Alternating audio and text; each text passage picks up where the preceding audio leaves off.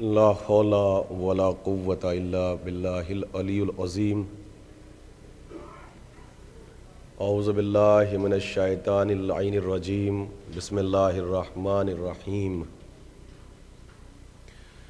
الحمد للہ رب العالمین، والصلاة والسلام علی سیدنا الانبیاء والمرسلین،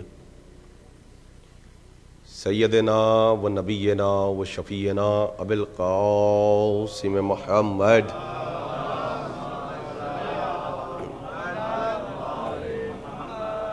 وآلہ الطیبین الطاہرین المعصومین المظلومین المنتجبین۔ اما بعد فقد قال اللہ تعالی فی کتابہ المبین وہو اصدق الصادقین وقولہ الحق۔ بسم اللہ الرحمن الرحیم۔ یا ایھا الذین آمنوا اتقوا اللہ وکونوا مع الصادقین۔ صلوات۔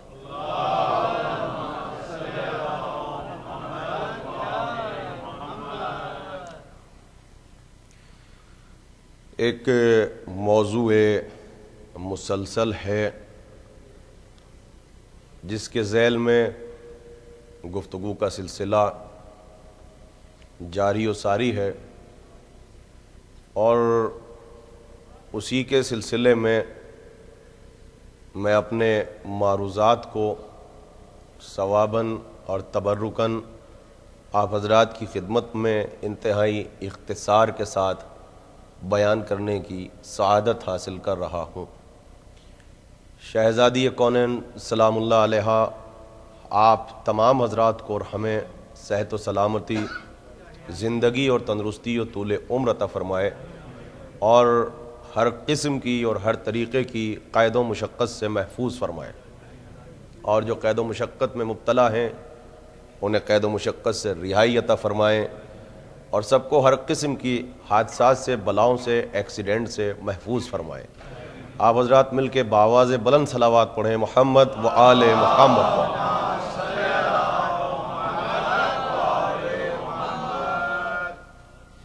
مسلسل اپنے معروضات کو انتہائی سلیس اور آسان زبان میں جہاں تک میرے حد امکان میں ہے بیان کرنے کی کوشش کا ایک کارواں ہے، ایک سلسلہ ہے جو جاری بھی ہے اور جو ساری بھی ہے۔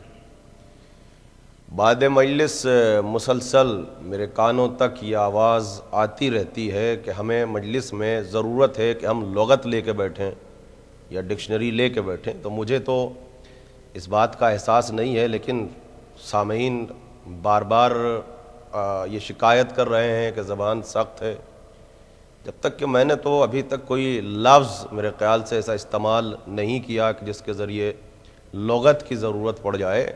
بہرحال یہ کہہ سکتے ہیں کہ موضوع تھوڑا سا سخت ہے مجلسی اعتبار سے، تو وہ ظاہر سی بات ہے کہ دیکھیے ذاکرین سے محنت سامعین کرا سکتے ہیں۔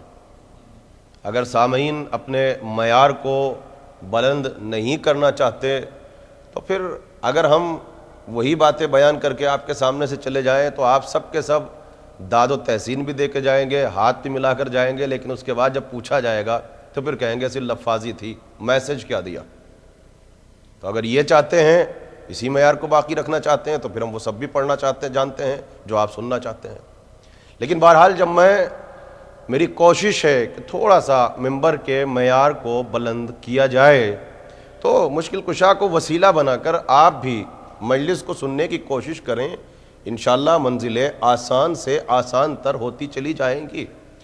لہٰذا میں بعض مقامات ایسے آ جاتے ہیں کہ جہاں پر اصطلاحات کی ضرورت پڑتی ہے اور اس کے بنا موضوع کو مکمل نہیں کیا جا سکتا، تو میں وہاں کوشش کروں گا کہ ساتھ ساتھ جو ہے وہ آسان زبان میں یا خود اردو کا سہارا لے کر یا انگلش کا سہارا لے کر میں اس کا ترجمہ کرتا رہوں گا، لیکن چونکہ وقت معین ہوتا ہے لہٰذا میرے لیے بہت زیادہ مشکل ہو جاتی ہے کہ میں الفاظ کی بھی وضاحت کروں اور موضوع کی بھی وضاحت کروں۔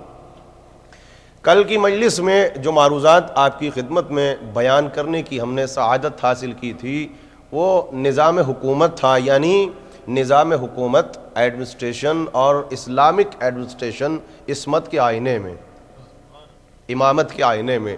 اور ہماری یہ کوشش تھی کہ ہم اپنی مجلس سے دنیا کو یہ پیغام دیں کہ مسلمانوں کا مزاج اور ہے، اسلام کا مزاج اور ہے. آج پھر چونکہ ہمارا موضوع معین ہے، مختص ہے، اور موضوع کا اعلان کیا جا چکا ہے کہ معرفت اہل بیت، اور پہنچنا ہے وجود حضرت حجت تک. تو لہذا کوشش ہے کہ پہلے ان ہستیوں کی معرفت حاصل ہو جائے، پھر ان کے وجود کو وجود کو آپ کے سامنے پڑھیں گے. زمانے کے امام کا وجود ہمیں ثابت کرنا ہے، آپ کی حیات کو پڑھنا ہے. آج اس موضوع کے ذیل میں جو نقطہ زیر بحث ہوگا اور جس کے ذیل میں ہم اپنے معروضات کو آپ کی خدمت میں بیان کریں گے، مجلسی اعتبار سے صرف سخت ہوگا، اور وہ نقطہ ہے قرآن مجید کا جنبہ الفاظ ایک معجزہ.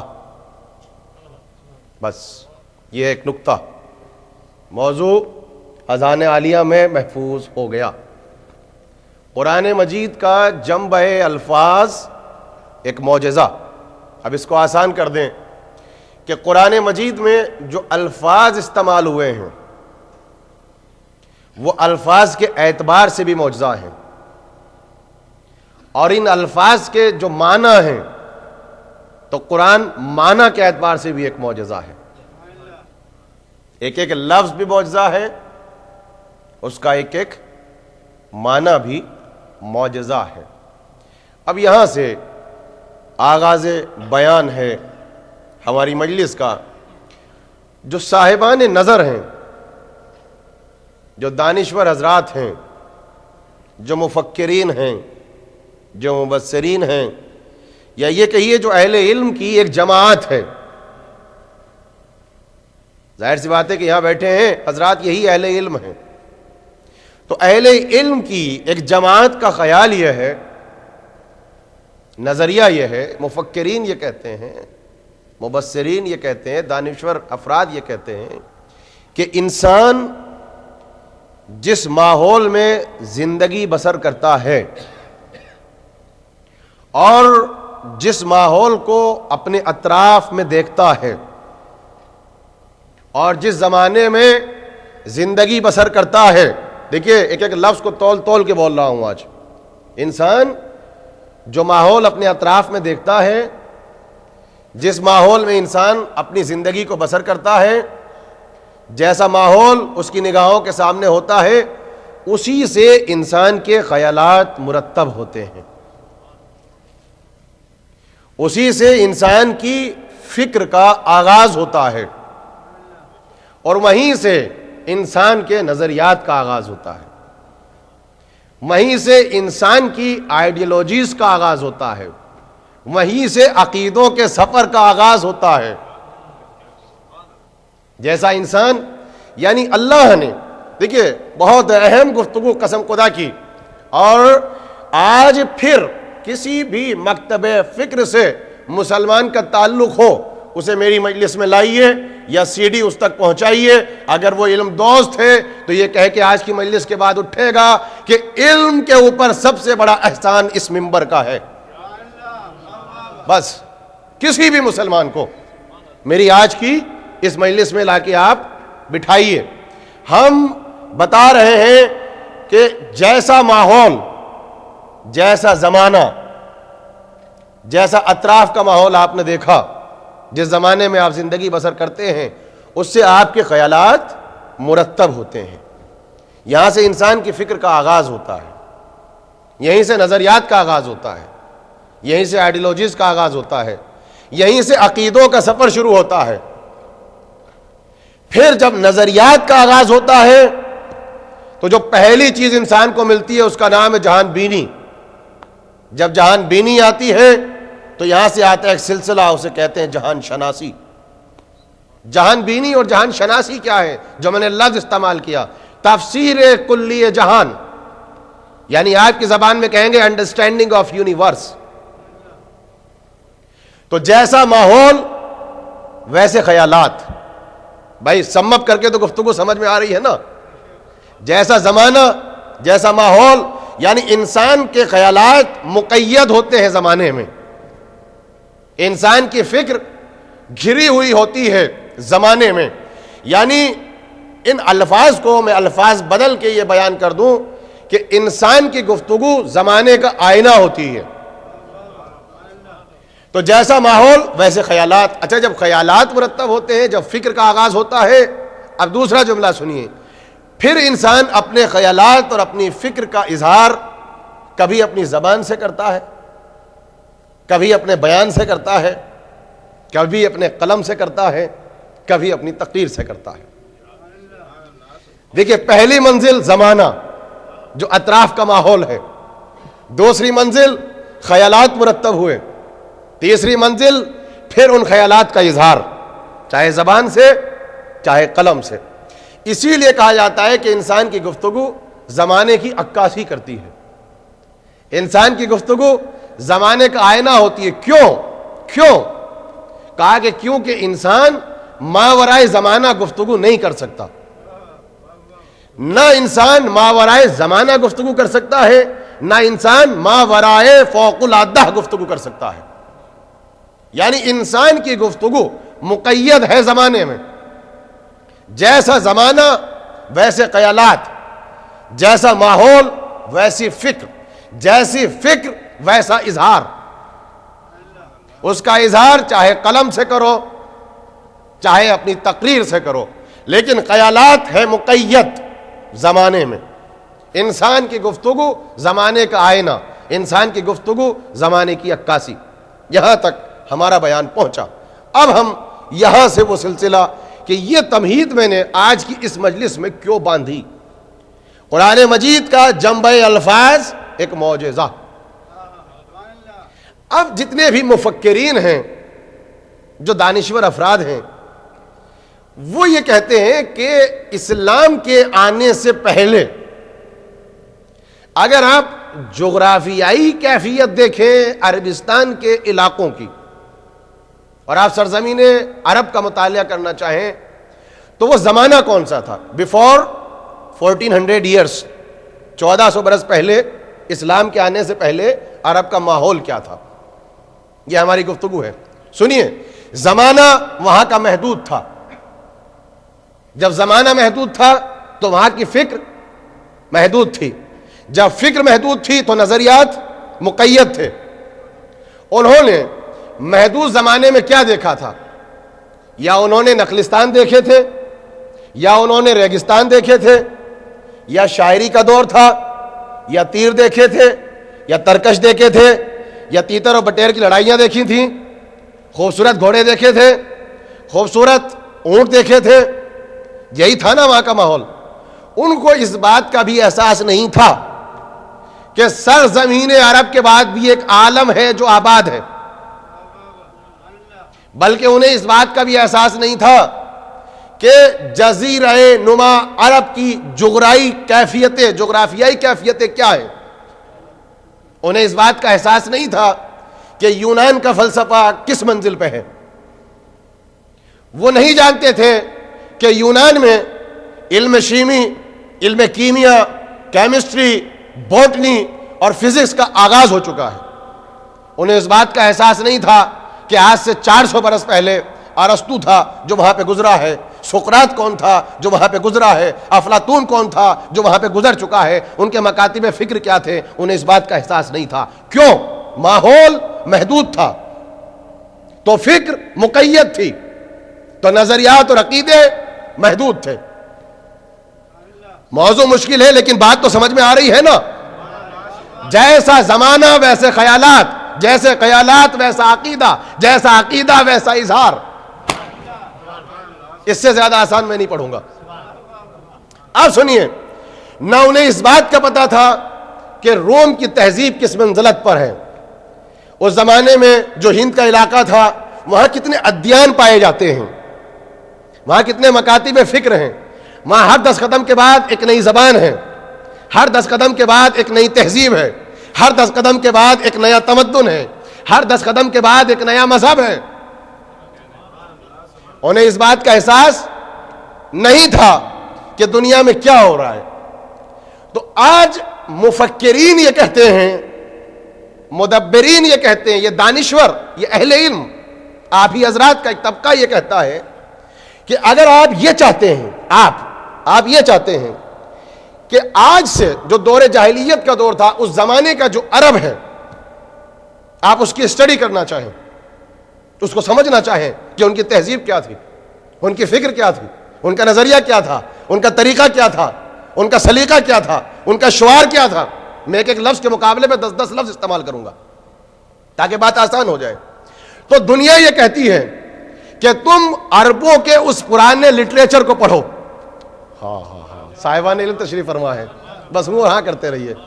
ان کے کلام کو پڑھ لو، ان کے لٹریچر کو پڑھ لو، ان کی شاعری کو پڑھ لو. کیوں؟ کہا انسان ماورائے زمانہ گفتگو نہیں کر سکتا، ماورائے فوق العادہ انسان گفتگو نہیں کر سکتا. جیسا زمانہ تھا ویسے ہی ان کے اشعار، جیسا زمانہ تھا ویسا ان کا لٹریچر، جیسا زمانہ تھا ویسی ان کی کتابیں. تو آج بھی اگر آپ سرزمین عرب کا مطالعہ کرنا چاہیں، ان کی تہذیب کا، ان کے افکار کا، ان کے تمدن کا، تو کہتے ہیں کہ عربوں کا پورا ماحول، عربوں کا پورا کلچر، ان کا پورا سویلائزیشن، ان کی پوری تہذیب، ان کے سارے نظریات ان کے دیوان میں ریکارڈ ہیں. ان کی ساری گفتگو ان کی کتابوں میں ریکارڈ ہے. کیوں؟ انسان جو گفتگو کرتا ہے وہ گفتگو زمانے کا آئینہ ہوتی ہے، وہ گفتگو زمانے کا آئینہ کرتی ہے. تو دیکھیے وہ اس دور میں بھی تاریخ کہتی ہے، اس دور میں کہ جب خیالات محدود تھے. میں دیکھیے آپ کے ذہنوں سے کتنا قریب ہو کے گزروں گا، اور پھر مجھے اپنا بھی امتحان لینا ہے اور آپ کا بھی لینا ہے کہ کتنے علم دوست بیٹھے ہیں، کتنے علم طلب بیٹھے ہیں، کتنے ہیں جو معیار سماعت کو بلند کرنا چاہتے ہیں. اس زمانے میں بھی جب خیالات محدود، فکر محدود، سرزمین عرب نے ایسے شعراء پیدا کیے کہ سرزمین عرب آج بھی ان کا لوہا مانتی ہے. امراء و خیس اس زمانے میں تھا جس کی کوئی مثال نہیں ہے. لبید، وہ یہ کہتے ہیں کہ اس کے بعد ہم دوبارہ لبید کو پیدا نہ کر سکے. زمانہ محدود ہے، مگر دیکھیے اس زمانے میں بھی سرزمین عرب نے ایسے اعلیٰ پائے کے شعراء کو جنم دیا کہ سرزمین عرب ان کا لوہا مانتی ہے. ان کے اشعار محفوظ ہیں، ان کے دیوان محفوظ ہیں. دیوان عرب کو پڑھو، متنبی کو پڑھو، منصورات کو جا کے پڑھو. لیکن جب آپ ان کی شاعری کو پڑھیں گے تو ان شاعری میں، ان کے کلام میں آپ کو کیا ملے گا؟ ان کی شاعری میں آپ کو کیا ملے گا؟ یا تو عشق و عاشقی کے افسانے،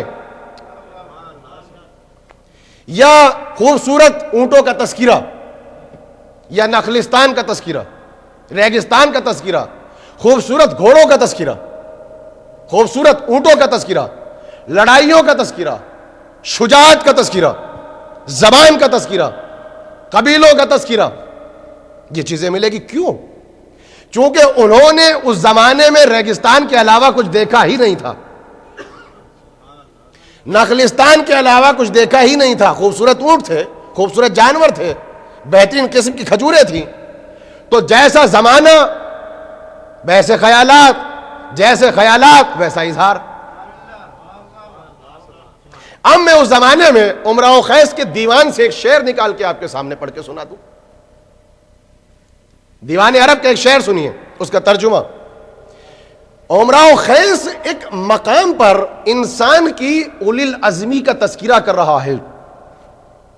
اب اولی العزمی کا تذکرہ، اس کا ترجمہ میں کیا کروں کہ انسان کو جو اللہ کی سپریم کریشن ہے،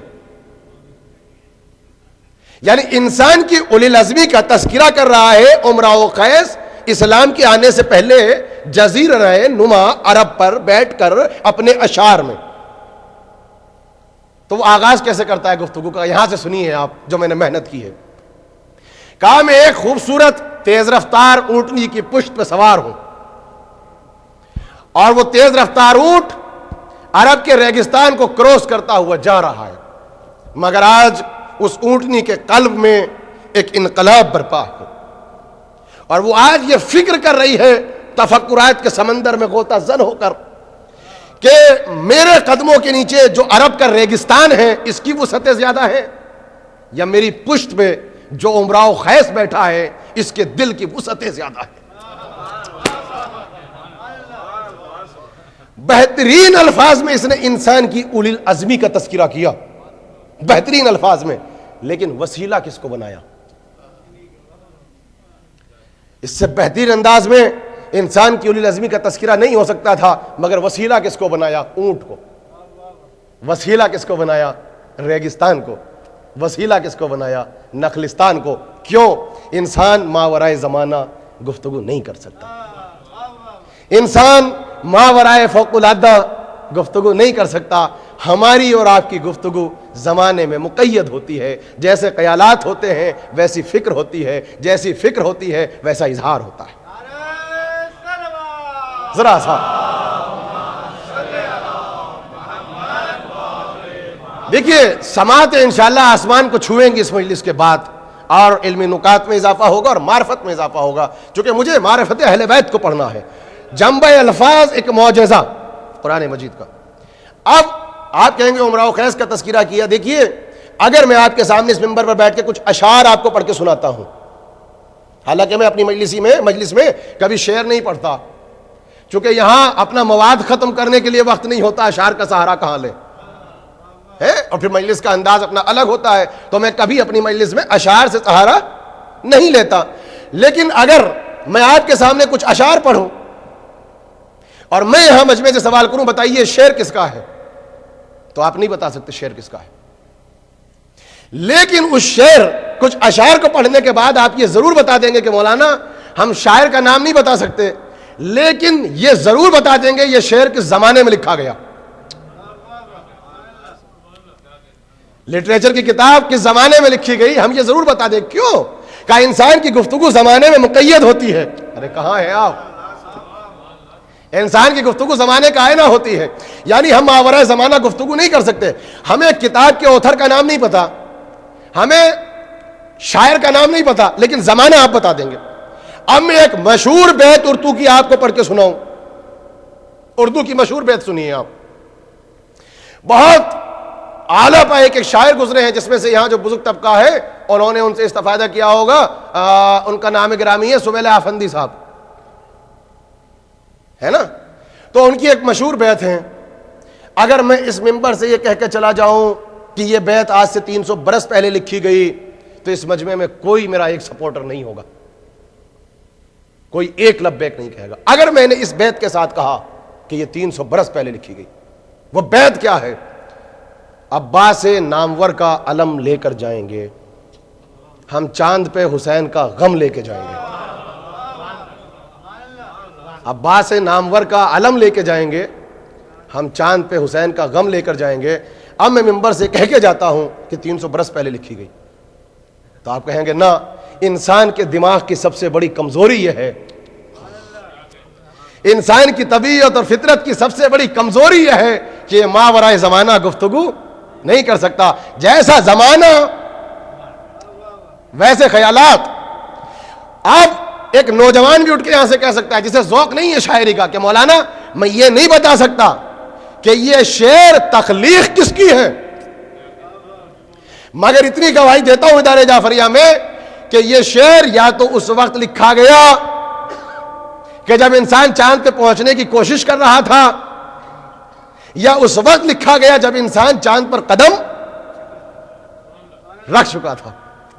چونکہ انسان کی گفتگو زمانے میں مقید ہوتی ہے، انسان ماورائے زمانہ گفتگو نہیں کر سکتا.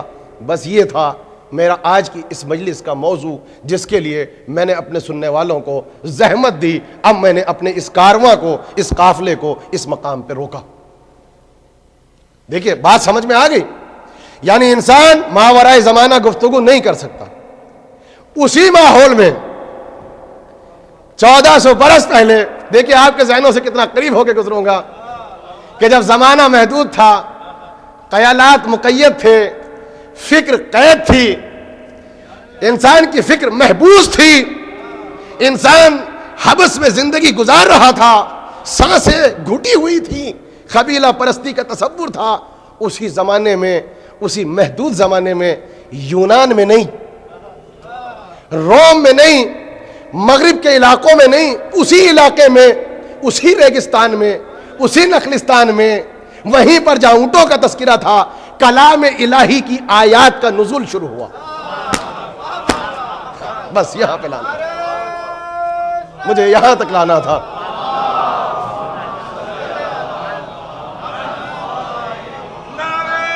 مولا سلامت رکھے. مشکل ہے لیکن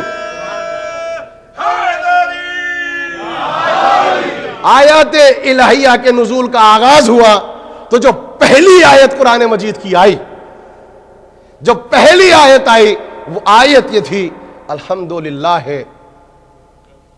اس کے بعد قیامت کا جملہ ہے. آپ ان مجلسوں میں مسلمانوں کے ہر مکتب فکر کو ذرا لے کر آئیے. پہلا جملہ کیا ہے؟ الحمدللہ رب العالمین. سائنٹسٹ یہ کہتے ہیں کہ ابھی تک کوئی لغت ایجاد نہیں ہوئی جو عالمین کا ترجمہ کر سکے. ہم جیسے کم فہموں کو سمجھانے کے لیے لفظ یونیورس رکھا گیا ہے کہ اس کا کچھ حصہ ہماری سمجھ میں آ سکے.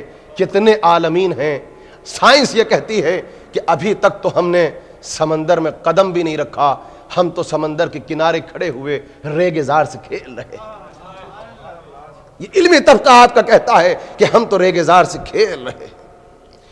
ہم چاہتے یہ تھے کہ اس زمانے میں پہلی آیت یہ آنی چاہیے تھی کہ ساری تعریف اس اللہ کی جس نے نخلستان بنائے. یہ آپ ذرا فکر کریں. ہونا یہ چاہیے تھا کہ ساری تعریف اس اللہ کی جس نے خوبصورت اونٹ بنائے, ساری تعریف اس اللہ کی جس نے خوبصورت تلواریں بنائی, ساری تعریف اس اللہ کی جس نے خوبصورت ڈیزرٹ بنائے. اچھا اور لا محدود کرنا چاہتے ہیں گفتگو تو ساری تعریف اس اللہ کی جس نے عرب کا پورا عربستان کا علاقہ بنایا, جہاں انسان کے پاس 1000 کے بعد گنتی کا تصور نہ تھا. کیا کیا, جہاں کسی کو جزیرہ نما عرب کی حدود کا ابھی تک پتہ نہ تھا. میرا سوال یہ ہے کہ اگر یہ کسی انسان کا کلام ہے, اگر یہ کسی بشر کی تخلیق ہے تو اس کے ذہن میں عالمین کا تصور کہاں سے آیا؟ اس کے ذہن میں لفظ یونیورس کا کانسیپٹ کہاں سے آیا؟ بس یاد رکھو لفظ رب العالمین خود بتا رہا ہے کہ محدود نظر رکھنے والے انسان کا کلام نہیں ہو سکتا. یہ اس کا کلام ہے جس کی نظر عالمین پر ہے. صلوات پڑھ دینا مل کے محمد والے محمد پر. جملہ خود بتا رہا ہے. یہ خالی جملہ بھائی دیکھیے آپ, کلام الہی ایک معجزہ, قرآن مجید کا جمع الفاظ ایک معجزہ. لفظ رب العالمین, صرف لفظ رب العالمین خود بتا رہا ہے کہ یہ مخلوق کا کلام نہیں ہو سکتا, یہ خالق کا کلام ہے. اس لیے انسانی ذہن کی سب سے بڑی پرابلم یہ ہے کہ نہ ماورائے زمانہ ہم گفتگو کر سکتے ہیں, نہ ماورائے فوق العادہ گفتگو کر سکتے ہیں. انسان کی گفتگو زمانے کا آئینہ ہوتی ہے. زمانے میں انسان کے ذہن میں یہ خیال کہاں سے آیا کہ اس کا خالق کہ جس نے عالمین بنائے, اور عالمین میں جمع کسی ہوا, اور سائنس آج تک ترجمہ نہ کر سکی. تو یہ جملہ بتا رہا ہے محدود نظر رکھنے والے انسان کا کلام نہیں ہو سکتا, ضرور کسی ایسے خالق کا کلام ہے جس کی نظر کم سے کم عالمین کے اوپر ہے. اب اللہ کے بعد ایک دوسرا کارواں, دوسرے سمندر بہتا ہوا سمندر ہے, پورا چلتا ہوا ہدایتوں کا کارواں ہے. اب اس کارواں کے اترنے کا آغاز ہوا. اب اللہ نے توحید کے ساتھ ساتھ ایک دوسرا سبجیکٹ تھا جس کو روشناس کرایا, اس کا نام نبوت ہے. قیامت میں اگر چاہوں تو علمی انقلاب آپ کے ذہنوں میں برپا کر دوں, بس شرط یہ ہے کہ میرے سامعین علم دوست بن جائیں اور تھوڑا مجھے صرف سہارا دیتے چلے جائیں. اب نبوتوں کے کارواں کے اترنے کا آغاز ہوا. اللہ نے نبی اتارے, مگر جتنے نبی اتارے قسم خدا کی جا کے پڑھو, قرآن مجید میں 26 پیغمبروں کا تذکرہ ہے نام کے ساتھ. 1.25 لاکھ پہ نبی ہیں, لیکن کتنے 26 پیغمبروں کا تذکرہ قرآن مجید میں نام کے ساتھ ہے. مگر آپ جا کے ان نبیوں کی تاریخ کو پڑھو، زیادہ تر اللہ نے کیا کہا؟ ہم نے ان کو نبی بنا کے بھیجا فلاں قوم کے لیے، ہم نے ان کو نبی بنا کے بھیجا فلاں قبیلے کے لیے، ہم نے ان کو نبی بنا کے بھیجا فلاں ملک کے لیے. یہی تو وجہ ہے. اور اگر آپ کہیں گے خطابت ہے تو بھیا سنو، پھر ایک ایک وقت میں ہزار نبی کیوں ہوتے تھے؟ ایک ایک وقت میں کئی سو انبیاء کیوں ہوا کرتے تھے؟ اس کا مطلب یہ ہے کہ پہلے کی جو نبوتیں تھیں، سمجھانے کے لیے کہہ رہا ہوں، یہ علاقائی نبوتیں تھیں. فلاں قوم کے نبی، فلاں قبیلے کے نبی، فلاں علاقے کے نبی، فلاں دیہات کے نبی، فلاں ملک کے نبی، فلاں خاندان کے نبی، اپنی ذات کا نبی، اپنی خاندان کا نبی. یہاں تک کہ اگر پھر آپ کو یقین نہ ہو، بات کو پھر آسان کر دوں، حضرت شعیب کو بھیجا تو تعداد بتا دی، لاکھ یا کچھ اس سے زیادہ کے لیے نبی بنا کے اتارا گیا. یعنی اس وقت جو اس علاقے کی کیفیت ہے بتا رہا ہے قرآن مجید پورا سلسلہ، تو کہا کہ اتنے افراد موجود تھے. تو اب جب انبیاء کا یہ کارواں اترنے لگا تو اب ہم نے یہ کہا کہ ایک محبوب ترین کریکٹر ہے عالم اسلام کا، جو عالم اسلام کا قلب ہے، جو عالم اسلام کا دل ہے، جس کی طرف ہمارا دل کھنچتا ہے، جس میں کشش ہے، جس میں ایک چاشنی ہے، جس میں ایک لذت ہے، محبوب ترین کردار ہے. اور اتنا محبوب کردار کہ وہ خود حبیب خدا کہلائے، وہ تو خود حبیب خدا کہلائے. اب اللہ نے نبوتوں کے کارواں کو روکنے کے لیے سب سے آخر میں سید الانبیاء کی سواری اتاری. جب سید الانبیاء کی سواری فرش زمین کی طرف اترنے لگی تو اللہ نے کہا چونکہ حبیب خاص ہے اور میں نے اس کو اس وقت بنایا تھا جب ایک بنانے والا تھا، ایک بننے والا تھا، ایک بنا رہا تھا، ایک بن رہا تھا، ایک لا مکان بنا رہا تھا، ایک لا مکان بن رہا تھا، ایک بے مثل بنا رہا تھا، ایک بے مثل بن رہا تھا، ایک بے عیب بنا رہا تھا، ایک بے عیب بن رہا تھا. ہم کب سے ہے تم نہیں بتا سکتے، یہ کب سے ہے تم نہیں سمجھا سکتے، ہم کب تک رہیں گے تم سوچ نہیں سکتے، یہ کب تک باقی رہیں گے تم تصور نہیں کر سکتے. ذرا ایسے بہت ہی معذرت کے ساتھ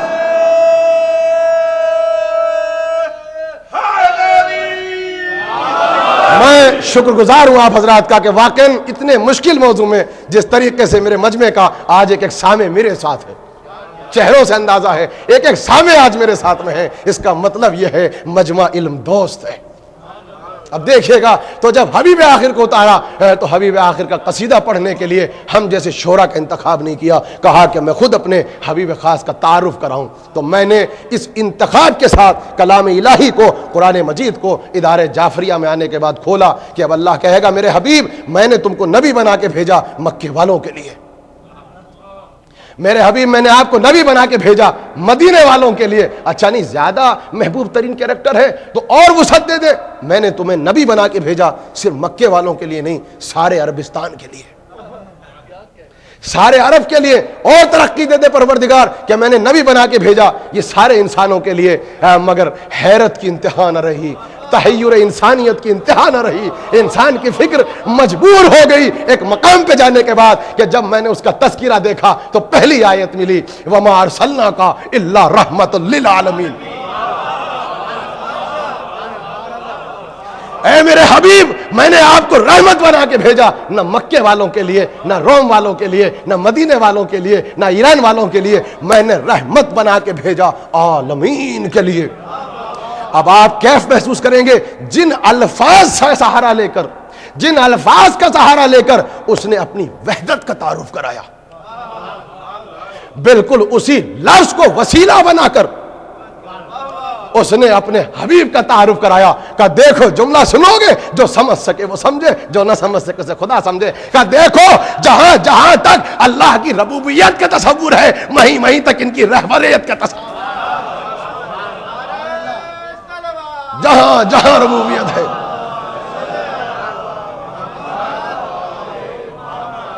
جہاں جہاں تک رب العالمین ہے وہیں وہیں تک رحمت للعالمین بھی ہے. کیا یہ لفظ عالمین پھر خود اس بات پر دلیل قائم نہیں کرتا ہے کہ محدود نظر رکھنے والے 1400 برس پہلے زندگی گزارنے والے کسی کمزور بشر کا کلام نہیں ہو سکتا؟ یہ اس خالق کا کلام ہے، اس خالق کا کلام ہے کہ جس کی نظر اس پوری یونیورس کے اوپر ہے. وما ارسلناک الا رحمۃ للعالمین، ہم نے تو آپ کو نبی بنا کے بھیجا ہے عالمین کے لیے۔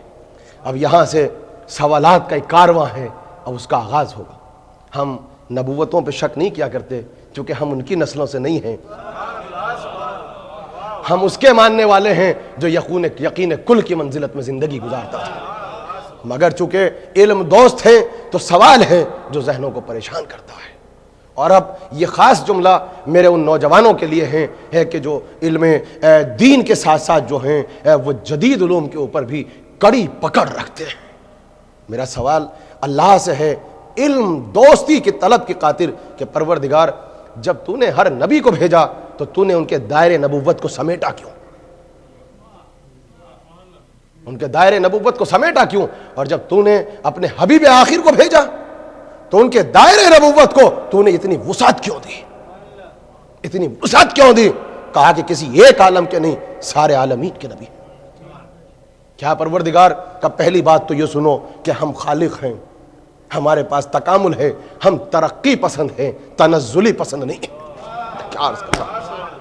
ہم ترقی پسند ہیں، تنزلی پسند نہیں ہے۔ دیکھو ہم نے کیوں تمام نبیوں کی نبوتوں کے دائرے کو سمیٹا اور حبیب آخر کی نبوت کے دائرے کو ہم نے وسعت کیوں دی؟ کہ اس کا صرف ایک سبب ہے، ایک سبب ہے، قسم خدا کی شہزادی کی عطا ہے یہ جملہ، بس ایک سبب ہے کہ دیکھو جیسے ہماری نظر دیکھیے ماضی پر ہے ویسے ہماری نظر مستقبل پر ہے، ہماری نظر مستقبل پر ہے۔ کہ پروردگار یہ کون سی دلیل بنی کہ سنو آدم آئیں گے چلے جائیں گے، نوح آئیں گے چلے جائیں گے، ابراہیم، موسیٰ، اسحاق، شعیب یہ سب آئیں گے چلے جائیں گے۔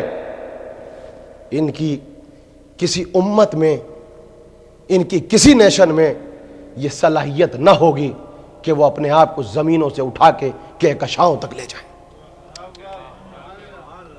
فرش زمین سے اٹھا کے عرش بری کی گہرائیوں کو ناپنے کے لیے پہنچ جائیں۔ مگر یہ جو نبی آخر آ رہا ہے اس کا جو زمانہ ہے وہ قیامت تک کا زمانہ ہے۔ اس کے بعد کوئی نبی نہیں آئے گا، نہ ہندوستان سے آئے گا نہ قادیان سے آئے گا، اور اگر آئے گا بھی تو غلام احمد ہوگا، احمد نہیں ہوگا۔ کیا عرض کر رہا ہوں؟ اگر آ بھی گیا تو غلام زیادہ ہوگا۔ اللہ اکبر، جب آقا کو چھوڑو گے تو غلام ہی ملیں گے۔ کہا کوئی نبی نہیں آئے گا، مگر سنو اس کی نبوت کا دائرہ قیامت تک ہے، اس کی نبوت کا دائرہ قیامت تک ہے۔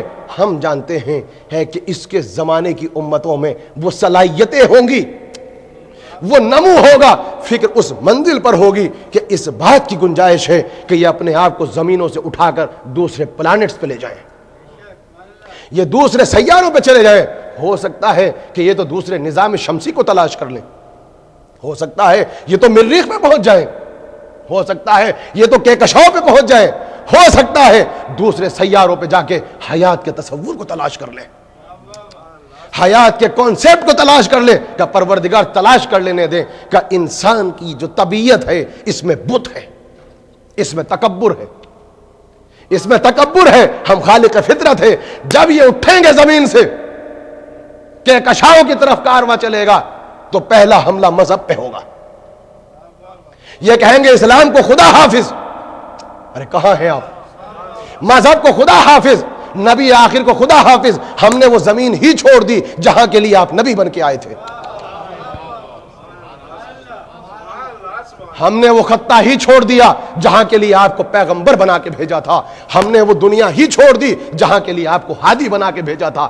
بس اب خالق نے صبح قیامت تک کی امتوں کو چیلنج کیا، تم کسی بھی زمین پہ چلے جاؤ، کسی بھی کشور پہ چلے جاؤ، کسی بھی سیارے پہ چلے جاؤ، کسی بھی مریخ پہ چلے جاؤ، کسی بھی ستاروں پہ چلے جاؤ، کسی بھی نظام شمسی کو تلاش کر لو، سنو تم دائرے کشش زمین کو تو چھوڑ سکتے ہو، دائرے رسالت محمد نبوی کو نہیں چھوڑ۔ اللہ اکبر، اللہ اکبر، اللہ اکبر، یا رسول اللہ، بلند آواز سے تم دائرے کشش زمین سے باہر جا سکتے ہو، دائرے رسالت محمد نبوی سے باہر نہیں جا سکتے، اس لیے کہ جہاں جہاں تک رب العالمین کا تصور ہے، جہاں جہاں تک رب العالمین کا تصور ہے، وہیں وہیں تک رحمت للعالمین کی رحمت کا دائرہ ہے۔ کشش زمین سے نکل سکتے ہو، قوت کشش ثقل کی لہروں سے نکل سکتے ہو، اگر ہمت ہے تو دائرہ رسالت نبوی سے اپنے آپ کو نکال کے دیکھو۔ تو ہم نے نبی بنا کے بھیجا کاہے کے لیے؟ عالمین کے لیے۔ اب جو میں نے کہا تھا علم دوست بنے، قیامت کا جملہ ہے، اور اب مجھے یہ کہنے کا حق پہنچتا ہے، اسے خطابت نہ سمجھنا کہ جو سمجھ سکے وہ سمجھے اور جو نہ سمجھ سکے اسے خدا سمجھے۔ میری اس سی ڈی کو آپ تبرک بنا کے دنیا کے کسی بھی مکتب فکر سے اس مسلمان کا تعلق کیوں نہ ہو اسے تحفے میں دے دو، اگر وہ اس حقیقت سے انکار کر دے کہ جو اصغر مہدی نے پڑھا ہے۔ اس لیے کہ میں آج اس کتاب کو پڑھ رہا ہوں جو عالم اسلام کا متفق عقیدہ ہے، جو جواب پورے عالم اسلام کو، پوری دنیا کو دینا چاہیے، آج وہ جواب میں دے رہا ہوں۔ بشر کا کلام نہیں ہے، خالق بشر کا کلام ہے۔ اب میرا سوال یہ ہے کہ اللہ نے ان کو رسول بنا کے بھیجا عالمین کے لیے۔ دیکھیے صدر ہمارے ہندوستان میں بھی ہیں، صدر آپ کے پاکستان میں بھی ہیں، سب جگہ صدر ہیں، صدارت ہے۔ کیا ایسا ہوتا ہے کہ جو ہندوستان کے صدر ہوں گے وہ ساری زندگی صرف دہلی میں بیٹھے رہیں گے اور جو وہاں کے صدر ہیں وہ اسلام آباد میں بیٹھے رہیں گے؟ کہا نہیں، وہ کبھی اسلام آباد میں، کبھی لاہور میں، کبھی کراچی میں، اور ہمارے جو ہیں وہ 50-60 سارے اسٹیٹ میں، آج یہاں ساؤتھ میں، چنئی میں، مدراس میں، یو پی، بہار میں۔ آپ جا کے ان سے سوال کرو، آپ صدر ہیں تو اسلام آباد میں کیوں نہیں بیٹھتے؟ آپ صدر ہیں تو آپ دہلی میں کیوں نہیں بیٹھتی؟ پرتیبھا پاٹل، ان سے پوچھو تو کیا جواب آئے گا؟ ہم کسی پروونس کے صدر نہیں ہیں۔ اللہ اکبر، ہم صدر مملکت ہیں، ساری مملکت کا دورہ خود چل کے کریں گے، ساری مملکت کا دورہ خود چل کے کریں گے، مسافتوں کو طے کریں گے، تبھی تو دلیل بنے گی کہ کسی ایک صوبے کے صدر نہیں ہیں بلکہ پورے ملک کے صدر ہیں مسلمانوں سے۔ بس بہت ہی عزت اور تعظیم کے ساتھ اصغر مہدی کا سوال یہ ہے کہ آئے تھے رحمت بن کے عالمین کے لیے، زندگی گزار دی مکے اور مدینے میں، زندگی گزار دی مکے اور مدینے میں۔ اے بھیا، جب تک آپ نبی کی معراج جسمانی کے قائل نہیں بنو گے، رحمت للعالمین کا ترجمہ نہیں کر سکو گے۔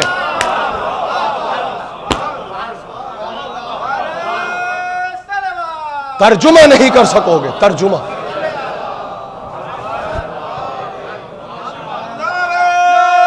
مولا سلامت رکھے، بلند تر عزت کے ساتھ۔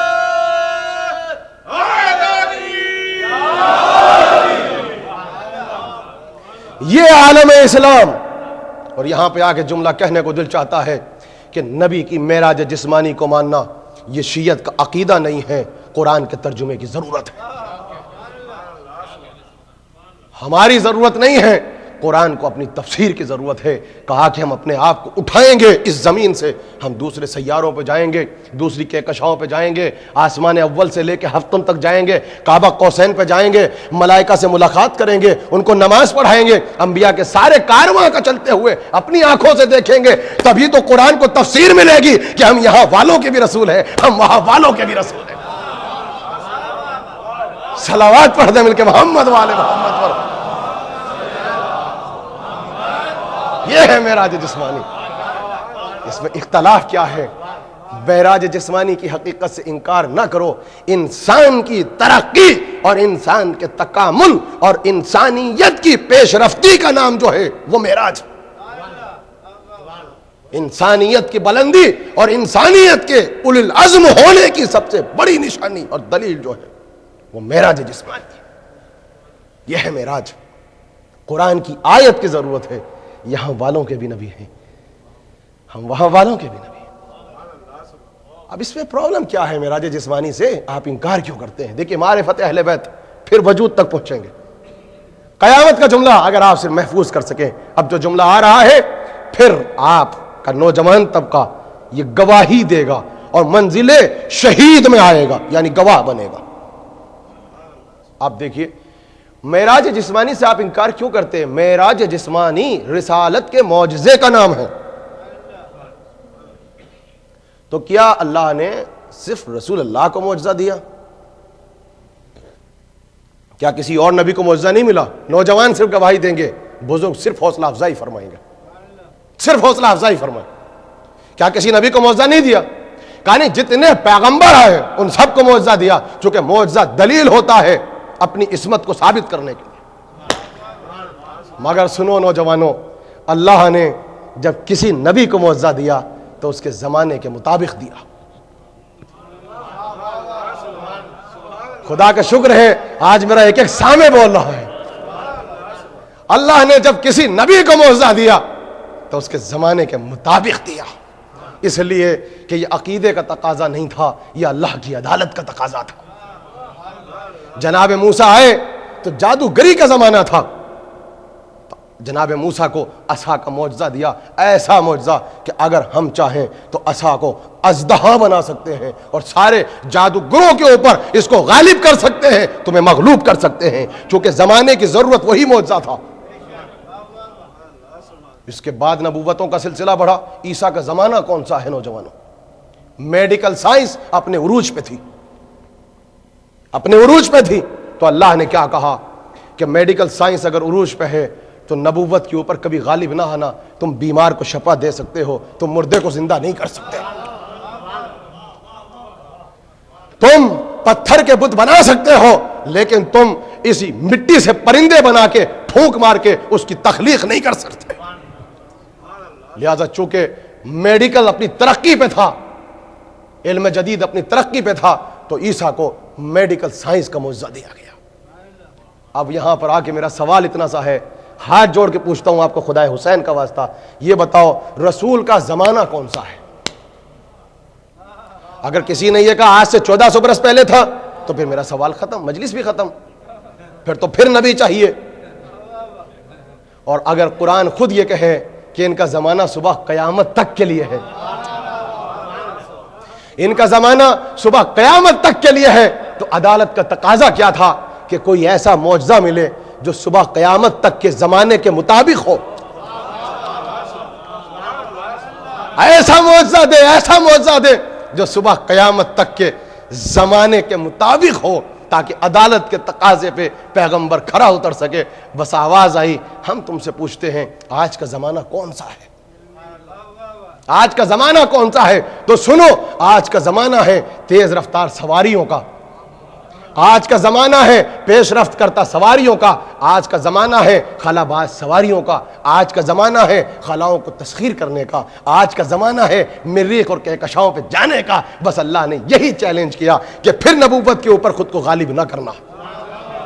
پھر تمہارے دماغ کے تکبر کو یہ کہہ کے توڑ دیا، تم جتنی تیز رفتار سواریاں کیوں نہ بنا لو، تم جتنی خلا باز سواریاں کیوں نہ بنا لو، تم جتنا خلاؤں کو تسخیر کیوں نہ کر لو، تم جتنی ترقی نہ کر لو، ہم نے اپنے نبی کو معراج جسمانی کی شکل میں وہ معجزہ دیا ہے کہ تم صبح قیامت تک اس کے گرد قدم تک رسائی حاصل نہ کر سکو.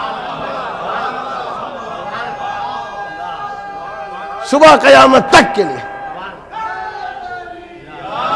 مولا سلامت رکھیں. حیدری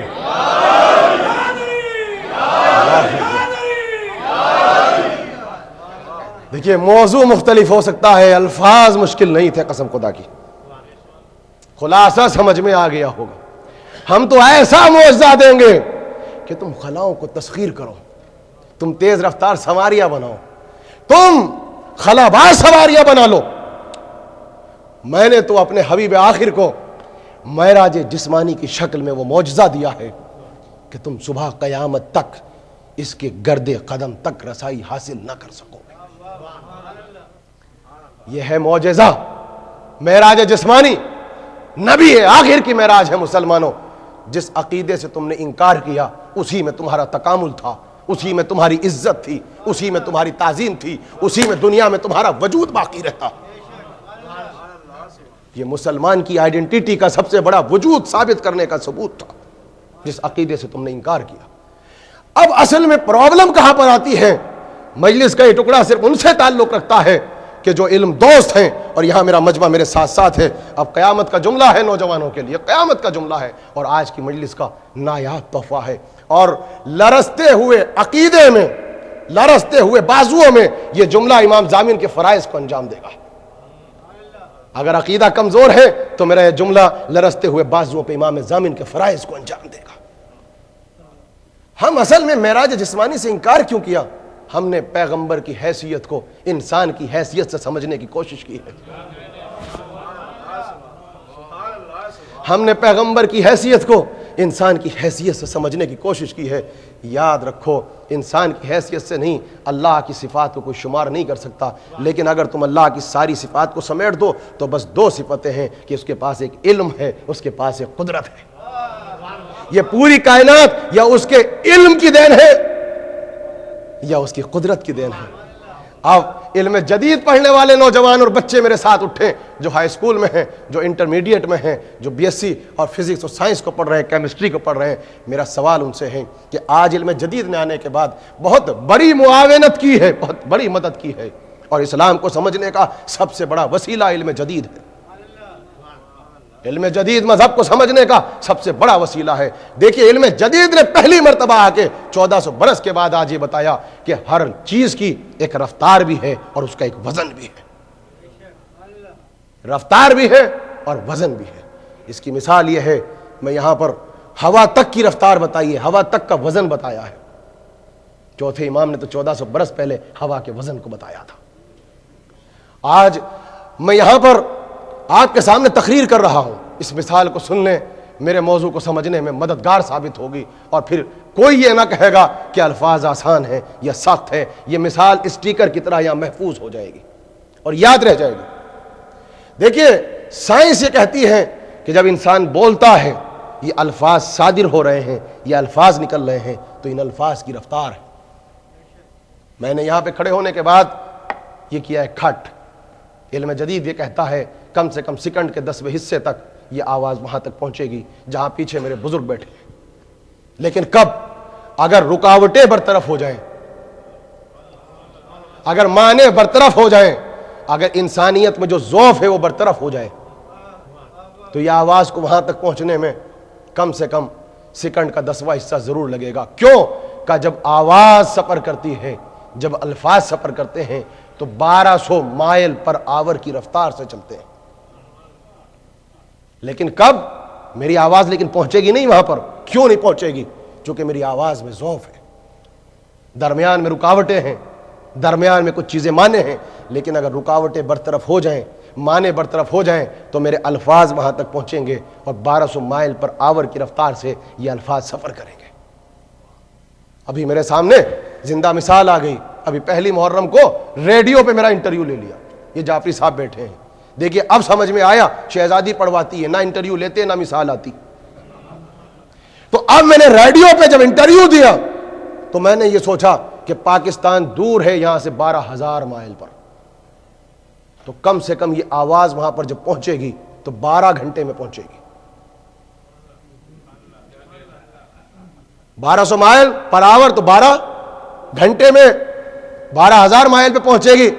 اگر میرے ضعف ختم ہو جائے، رکاوٹیں برطرف ہو جائیں اور اللہ میری آواز کو وہ طاقت دے دے، تو مجھے پاکستان میری اس آواز کو پہنچنے کے لیے جو سوال مجھ سے پوچھا تھا اس کا جواب 12 گھنٹے میں پہنچنا چاہیے تھا. لیکن میرے حیرت کی انتہا نہ رہی کہ میں جس سیکنڈ بول رہا تھا اس کے 1000ویں سیکنڈ میں بھی نہیں،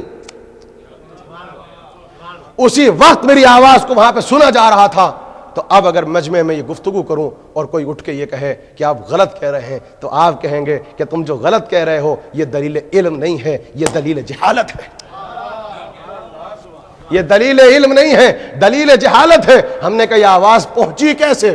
بس یہاں سے سن لو، یہ آواز پہنچی کیسے؟ تو سائنس نے ہم کو بتایا کہ تمہاری آواز جا نہیں رہی ہے، تمہاری آواز کو لے جایا جا رہا ہے. تمہاری آواز جا نہیں رہی ہے، تمہاری آواز کو لے جایا جا رہا ہے. کیسے؟ کہ تمہاری آواز میں ضعف تھا، تمہاری آواز میں کمزوری تھی، تمہاری آواز میں نقاہت تھی، تو ہم نے تمہارے الفاظ کو ایک تیز رفتار سواری پہ سوار کر دیا. اس تیز رفتار سواری کا نام ہے ریڈیائی لہریں. اس تیز رفتار سواری کا نام ہے ریڈیائی لہریں. تو اب آواز جا نہیں رہی ہے اصغر مہدی کی, آواز کو لے جایا جا رہا ہے. اب اگر کوئی میری آواز کے جانے پہ حیرت کرے گا تو وہ میرے ذوق پہ حیرت نہیں ہے, میرے کمالات پہ حیرت نہیں ہے, بلکہ مجھے حیرت کرنے والے کی حیرت پہ حیرت ہے, اس کے حسب پہ حیرت ہے, اس کے نسب پہ حیرت ہے. اس لیے کہ اب اگر وہ حیرت کرے گا تو یاد رکھو وہ حیرت مجھ پہ نہیں ہے, حیرت اس وسیلے پہ ہے, حیرت اس وسیلے پہ ہے جو لے جا رہا ہے. قرآن پڑھ کے دکھاؤ. تم نے پیغمبر کو انسان کی حیثیت سے سمجھنے کی کوشش کی. پیغمبر نے نہیں کہا کہ ہم گئے, نہ اللہ نے کہا کہ یہ گئے. سبحان الذی, ہم ان کو لے گئے. ادارے والوں, آپ کی سماعتوں پہ میری زندگی ختم ہو جائے. خدا کرے کہ اس جملے کی جو آپ نے قدر کی ہے کوئی یہاں سے اٹھے اور آپ کی سماعتوں کا صدقہ اتار کے نچھاور کر دے. یہ اتنا پیارا جملہ جس کو محفوظ کیا. کہا کب کہا کہ گئے, کہا ہم لے گئے, ہم لے گئے. تو اب جو بھی ہو اس کا کسی بھی مکتب فکر سے تعلق کیوں نہ ہو, جو نبی کی معراج جسمانی سے انکار کرے گا عقیدہ رسالت کا دشمن نہیں ہے, عقیدہ توحید کا دشمن ہے.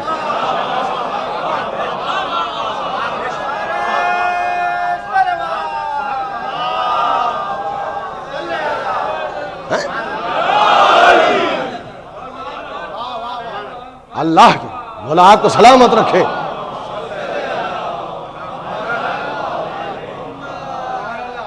رسالت کا کچھ نہیں بگڑے گا.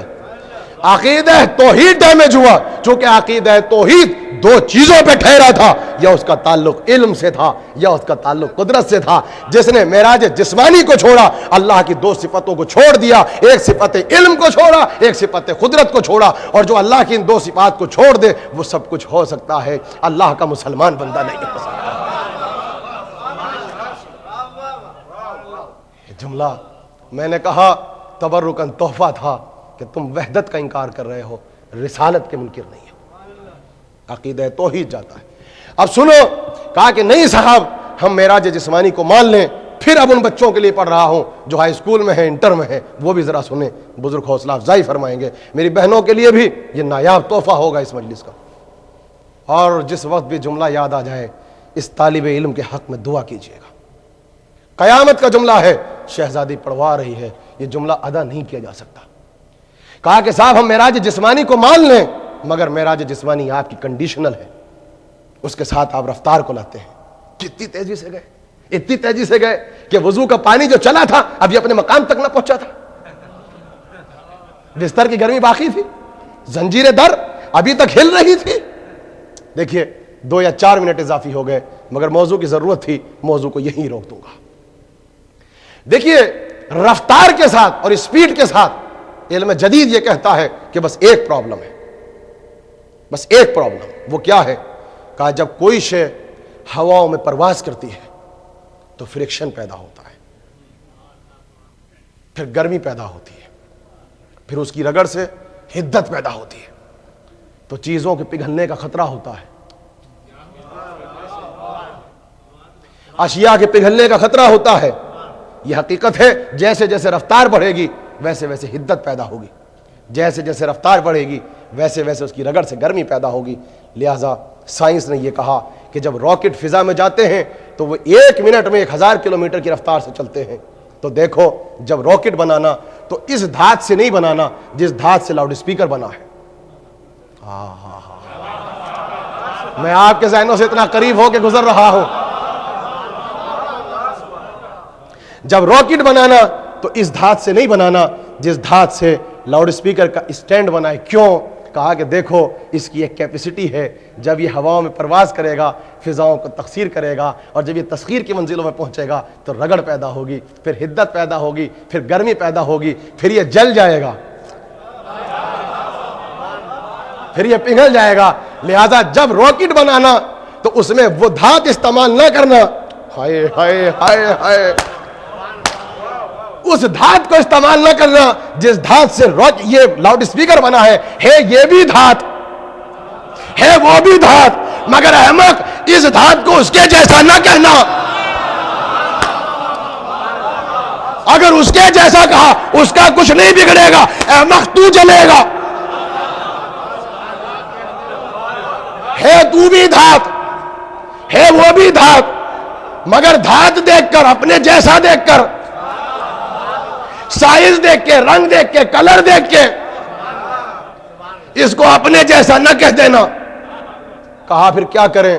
کہا راکٹ کو ایک مخصوص دھات سے بناؤ، ایک خاص قسم کی دھات سے بناؤ، تاکہ وہ اس کی رگڑ سے اپنے آپ کو محفوظ رکھ سکے، اس کی گرمی سے محفوظ رکھ سکے، سلامتی سے جا سکے، سلامتی سے آ سکے۔ بس جب نبی گئے ہیں اس رفتار کے ساتھ کہ کعبہ قوسین پہ پہنچ گئے، دنا فسد اللہ پہ پہنچ گئے، ملائکہ کو نماز پڑھا دی، اور صورت رفتار ایسی تھی، اسپیڈ ایسی تھی کہ گئے، اگر لفظ ہوتا تو بتاتا، کب ہوتا تو سمجھاتا، جب ہوتا تو دکھلاتا۔ اگر میں چشمے زدن کہہ دوں تو مسلمان نہ رہوں۔ بس گئے اور آ گئے۔ یہ لفظ بھی اس لیے کہا کہ مجھ جیسے کم عقل کی سمجھ میں پیغمبر کا سفر آ جائے۔ بھئی یہیں پہ آنے کے بعد ذوق سماعت کی نظر قیمتی ہدیہ ہے، اور اگر آپ نے میری اس سماعتوں کو محفوظ کر لیا تو قسم خدا کی آپ کی ایک ایک سماعت کا صدقہ خود شہزادی اتارے گی۔ آپ دیکھیے، میرا سوال یہ ہے صاحبان ذوق کے لیے کہ پیغمبر اتنی تیزی سے گئے اور پھر سلامتی کے ساتھ واپس آ گئے، تو جملہ کہہ دوں، کیا یہ اس بات کی دلیل نہیں ہے کہ اگر خاک کے ہوتے تو جل کے خاک ہو جاتے؟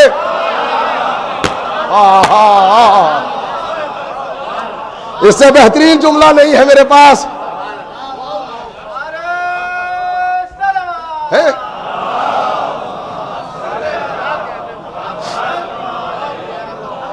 کیا یہ اس بات کی دلیل نہیں ہے تیزی سے جانا اور تیزی سے آنا کہ اگر خاک کے بنے ہوتے، خاک کے بنے ہوتے تو جل کے خاک ہو جاتے، جل کے خاک ہو جاتے؟ تیزی کے ساتھ جانا، سلامتی کے ساتھ آنا بستر پر، اور پھر آپ سے مصافحہ کرنا، آپ کو صحابیت کا اسٹیٹس دینا، کافروں کو مسلمان بنانا، مسلمان کو سلمان بنانا، سلمان کو فقر سلمان بنانا، بیزر کو ابوذر بنانا۔ کیا اس بات کی دلیل نہیں ہے کہ وجود خاکی نہیں تھا، وجود نوری تھا؟ نعرہ حیدری! بس بس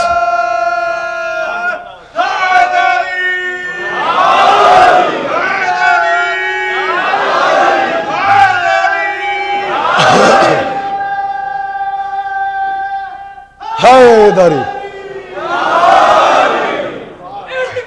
مولا سلامت رکھے۔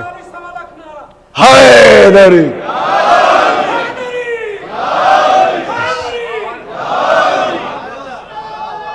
مولا سلامت رکھے۔ نعرہ پھر پیچھے سے ہے،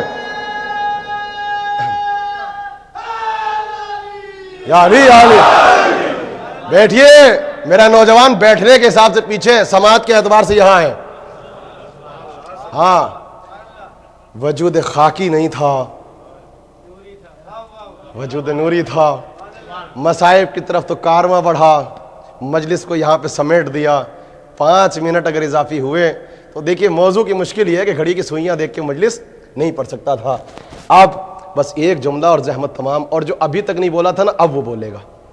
ہاں، جس نے ابھی تک واہ واہ نہیں کی، قسم خدا کہ اب وہ واہ واہ کہے گا۔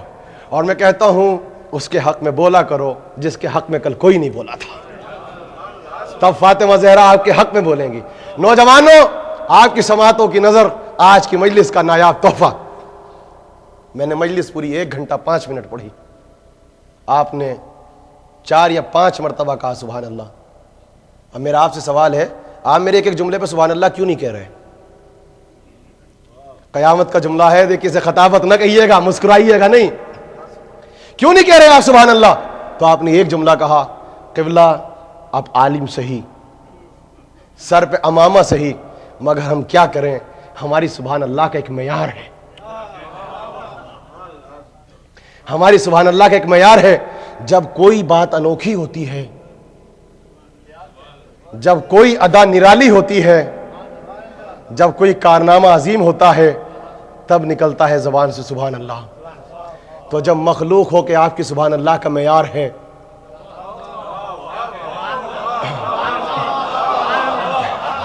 پہنچے نہیں پہنچے؟ بھائی کہاں ہیں آپ؟ جب مخلوق ہو کے ادارے جعفریہ والوں کی سبحان اللہ کا ایک معیار ہے تو خالق ہو کے اس کی سبحان اللہ کا معیار کتنا بلند ہوگا؟ اس کی سبحان اللہ کا معیار کتنا بلند ہوگا؟ قرآن سامنے رکھا ہے، قرآن سر پہ اٹھا کے کہہ سکتا ہوں ساری کائنات کو خلق کر کے جب اس نے لا شے سے شے بنائی تو اس نے سبحان اللہ نہیں کہا. جب اس نے انسان کو خلق کیا تو اس نے سبحان اللہ نہیں کہا. لیکن نہ جانے معراج جسمانی اللہ کی نظر میں بھی کتنا بڑا کارنامہ تھا کہ اس نے بھی کہا بھائی سبحان اللہ. ارے بھائی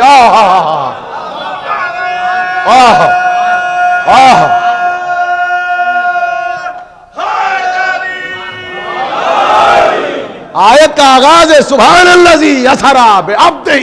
بھائی ترجمہ اس کا پتا کیا ہوگا؟ بھائی کیا کہنے، ہم لے گئے. بھائی ہماری عرف عام میں سبحان اللہ کا ترجمہ کیا ہے؟ کیا کہنے؟ جب ایسے کہتے ہیں تو کہانی کہہ دو سبحان اللہ. تو اللہ نے کائنات بنا کے سبحان اللہ نہیں کہا کارنامہ چھوٹا ہے. جب انسان کو بنایا تو خلقت میں انسانیت کا کوئی نمونہ نہیں تھا، کوئی آئیڈیل نہیں تھا، مگر پھر بھی اس نے لا شے سے شے بنا دی. سبحان اللہ نہ کہا. معراج جسمانی نہ جانے کتنی انوکھی ادا تھی، کتنا نرالا واقعہ تھا، کتنا عظیم سانحہ تھا کہ آج خالق کو بھی کہنا پڑا بھائی کیا کہنے. معلوم ہوا جب ادائیں اچھی ہوں اور آل محمد کی فضیلتوں کی منزلت آ جائیں تو ادارے والوں پھر یہ بھی سن لو کہ سبحان اللہ کہنا صرف نبی کی سیرت نہیں ہے، اللہ کی سیرت بھی ہے. اب جو سچا پکا مسلمان ہے کہیے سبحان اللہ. جو اب بھی سبحان اللہ نہ کہے تو اللہ جانے، اللہ بہتر سمجھے. صلوات پڑھتے مل کے محمد والے محمد پر. بس میرے عزیزو بس یہ ہے.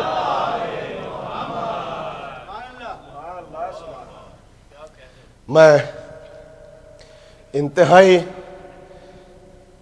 تہذیب، تعظیم اور احترام کے ساتھ معذرت خواہ ہوں کہ وقت زیادہ لیا، مگر یہ موضوع وہ تھا کہ اگر چھوڑ دیا جاتا تو یہ موضوع کا خون ہو جاتا.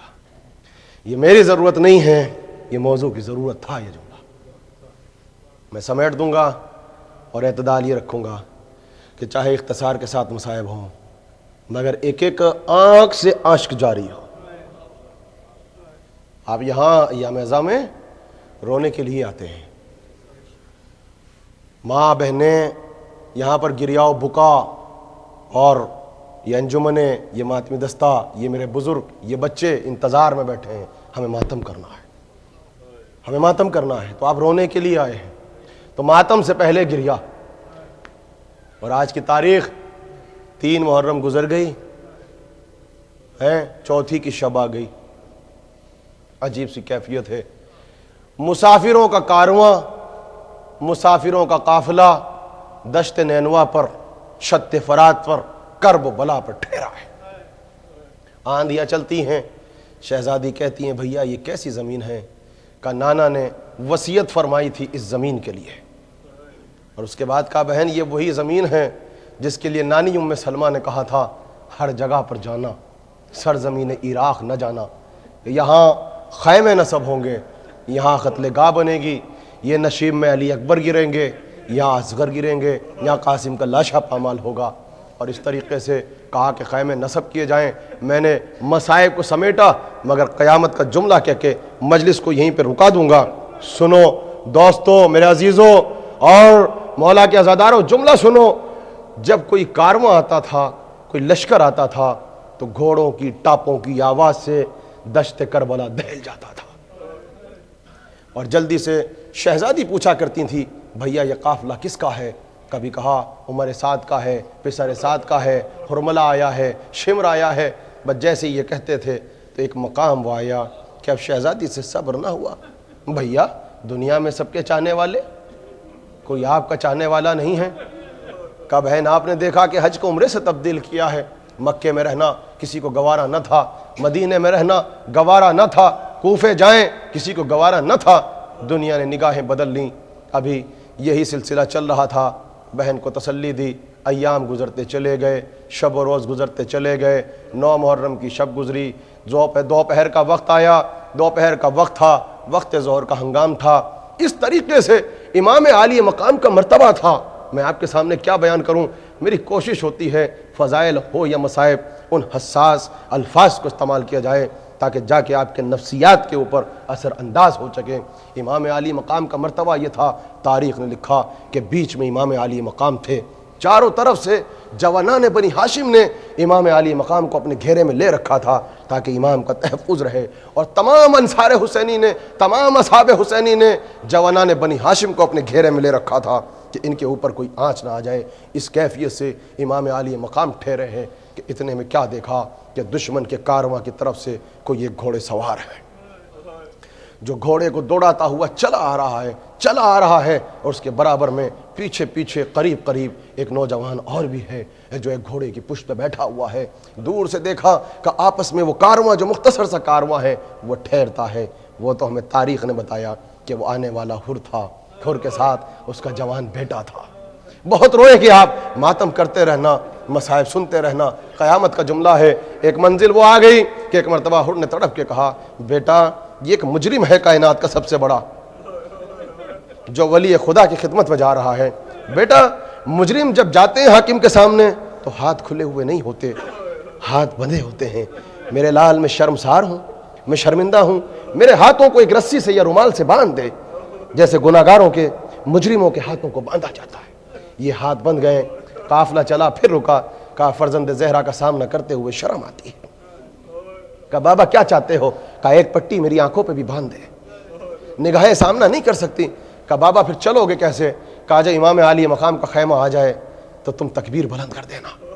یہ لیجیے, ہاتھ بند گئے, آنکھیں بند گئیں, قافلہ مختصر سا چلا, اور ایک مرتبہ حر کے بیٹے نے کہا اللہ اکبر, اللہ اکبر. باپ نے تڑپ کے پوچھا کیا ہوا؟ کہا بابا قیامت آ گئی. اے بابا لگتا ہے قیامت قریب ہے. کہا ہوا کیا؟ کہا فاطمہ کا بیٹا آپ کے استقبال کے لیے آ رہا ہے. اے بابا کیا قیامت آ گئی؟ اے بابا فرزند رسول, اے بابا فرزند رسول, ہم گناہگاروں کی استقبال کے لیے آ رہے ہیں. بس تاریخ میں عجیب سا جملہ ہے, زیدی صاحب مرحوم پڑھا کرتے تھے جملے کو نقل جملہ کر رہا ہو. وہ یہ کہتے ہیں کہ اپنے آپ کو حر نے سواری سے ایسے گرایا, امام کے قدم تھے, حر کا سر تھا.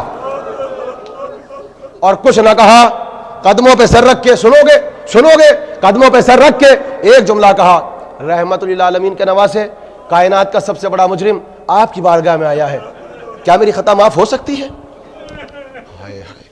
کیا میری خطا معاف ہو سکتی ہے؟ میرا گناہ معاف ہو سکتا ہے؟ اور تاریخ نے لکھا, سر اٹھا کے کہا تیری جگہ یہاں نہیں ہے, میرے بھائی میرے سینے سے لگ جا, حر میرے سینے سے لگ جا. اور اس کے بعد کا حر, کتنا پیارا نام ہے تیرا, تو دنیا میں بھی حر ہے, آخرت میں بھی حر ہے. اس کے بعد لیا, فرش بچھا تھا, حر کو بٹھایا, بس ایک جملہ کہا اور امام رو دیے.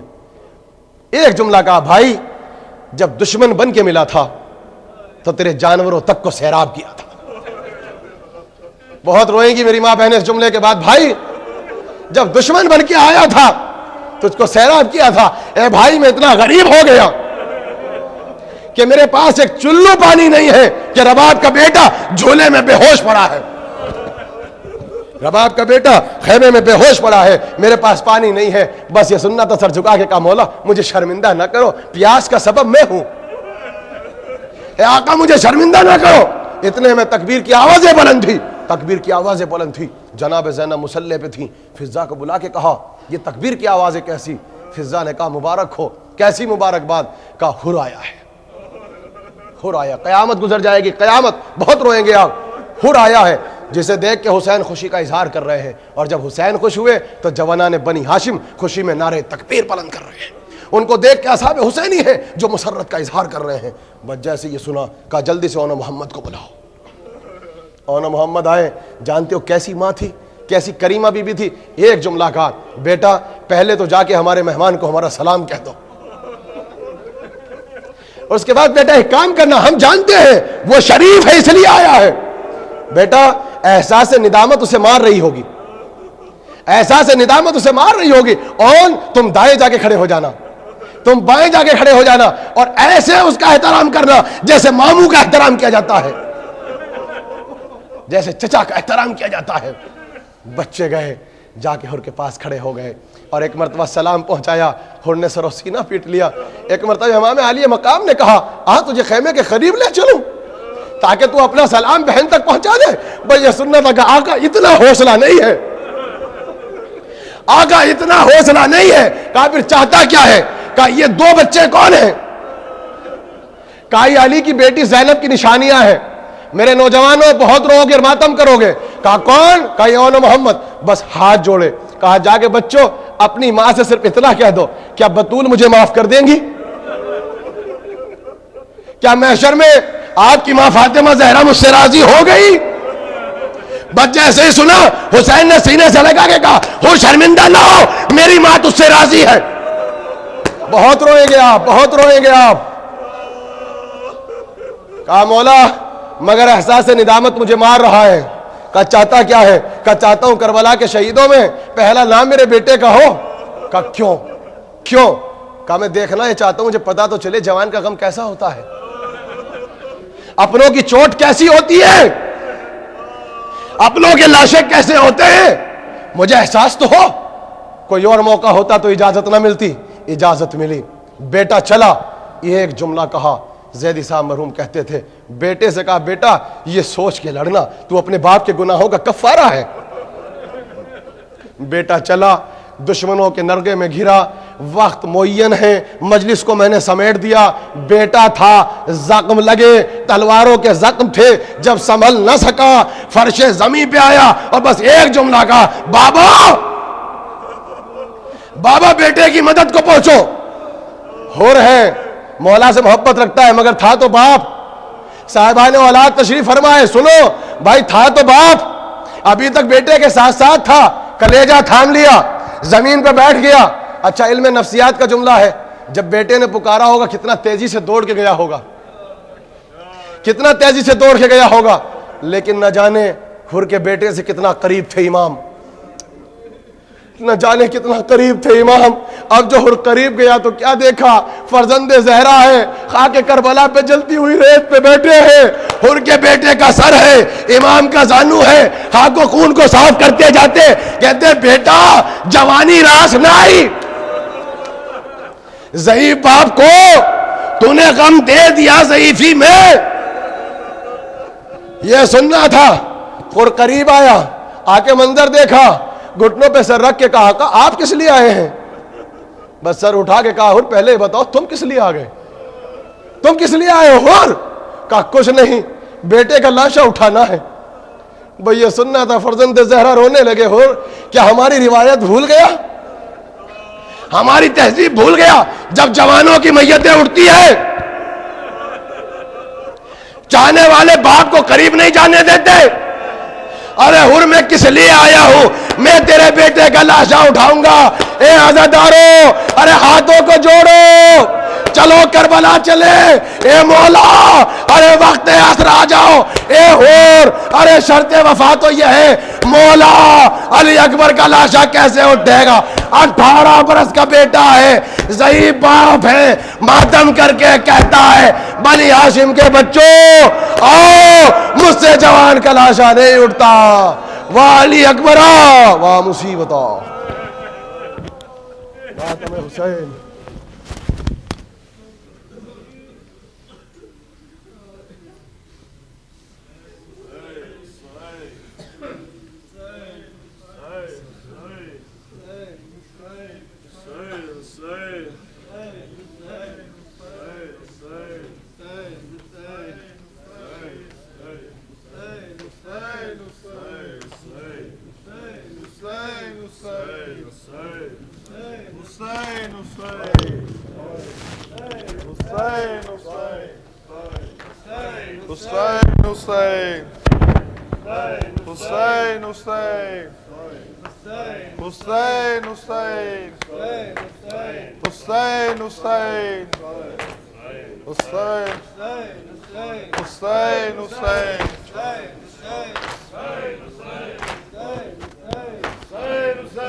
Hussein, Hussein.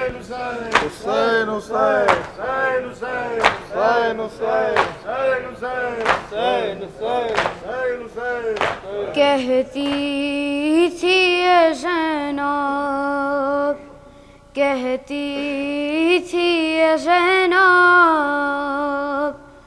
یوں ماں کا مان نبھانا، یوں ماں کا مان نبھانا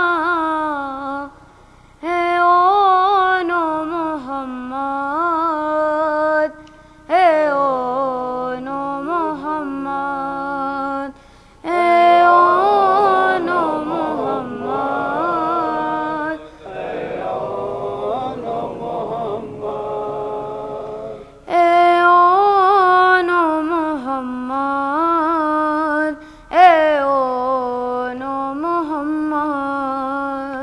ہے اون و محمد، ہے اون و محمد۔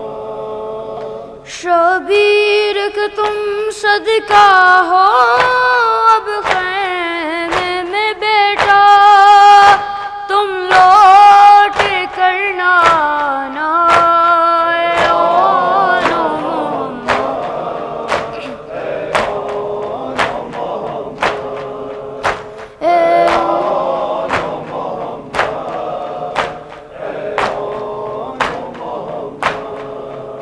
ہے ماں کو یقین تم ماں کی بات رکھو گے، یہ یاد رہے خیموں میں ہے پیاسے بچے، دریا پہ اگر جانا ہو سے روز کے پیاسوں، تم پیاس نہ بجھانا، اے اون و محمد، اے اون و محمد، اے اون و محمد، اے اون و محمد۔ ہر حال پہ تم پر لازم ہے شکر خدا کا، اے شہزادوں ہے صبر تمہارا ورثہ، فرزند ہو تم زینب کے شکوہ نہیں کرنا، جب زخم کوئی کھانا، اے اون و محمد، اے اون و محمد، اے اون و محمد، اے اون و محمد۔ کب ہم پہ ستم کرنے کے لیے آئے ہیں، یہ بدروحد کے بدلے کے لیے آئے ہیں، لازم ہے رزق سے پہلے میدان میں تم پر مدح علی سنانا، اے اون و محمد، اے اون و محمد، اے اون و محمد، اے اون و محمد۔ جب ساس تمہاری بچوں ہو کرنے والی، اس وقت سہلانے آئیں گی مادر میری، دل کی میری خواہش ہے اس دم میری ماں سے زخموں کو تم چھپانا، اے اون و محمد، اے اون و محمد، اے اون و محمد، اے اون و محمد۔ قاتل پہ کرم نانا کی طرح کر دینا، یوں لاج میرے بھائی کے نام کی رکھنا، جو واسطہ دے بھائی کا میدان پہ اس پر تم تیغ نہ چلا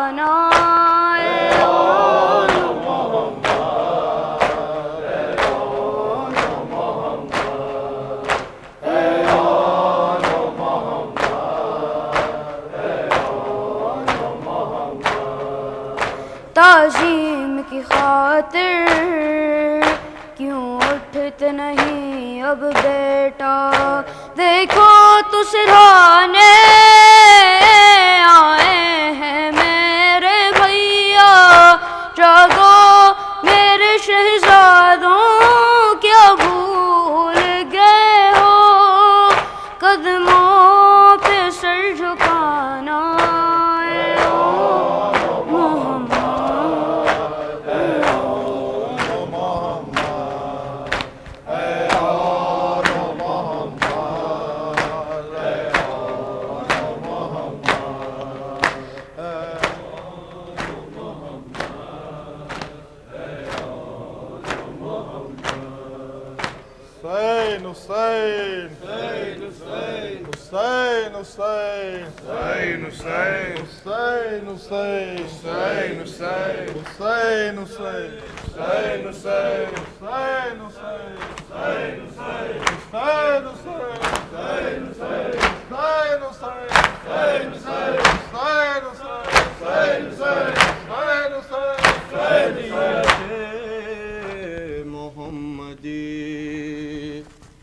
کا پاسباں حسین ہے شریعت محمدی کا پاسباں حسین ہے شریعت محمدی کا پاسباں حسین ہے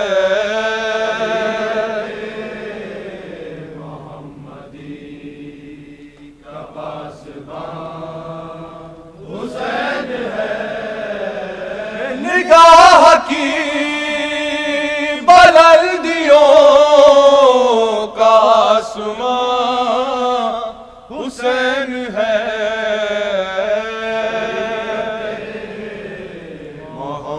محمدی کا پاسباں حسین ہے نگاہ کی بلندیوں کا آسماں حسین ہے محمدی کا پاسباں حسین ہے اٹھا کے سر کو جی سکے وہ دل دیے وہ رات دی